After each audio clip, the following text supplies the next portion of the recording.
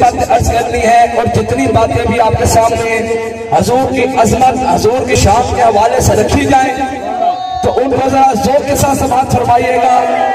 اور ذوق کیا ہے کہ جب بات کو سننے سمجھ آ جائے تو دونوں ہاتھوں کو اٹھا کے یا رسول اللہ کی صدا لگانی ہے۔ پیارے دوستو، اس بات پر اختلاف ہے، اس بات پر اختلاف موجود ہے، اس بات پر اختلاف ہو سکتا ہے۔ مفکرین میں، علماء کرام میں، مفسرین میں، شیخ الحدیث میں، شیخ القرآن میں اس بات پر اختلاف کی گنجائش ہے۔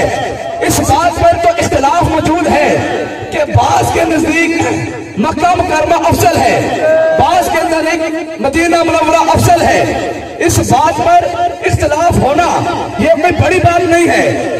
عرصہ گزر گیا، اس بات پر تو اختلاف کی گنجائش موجود ہے کہ بعض کے نزدیک مکہ مکرمہ افضل ہے، بعض کے نزدیک مدینہ منورہ افضل ہے، لیکن اس بات پر کسی عالم میں، کسی صوفی میں، شیخ الحدیث میں، شیخ القرآن میں کوئی اختلاف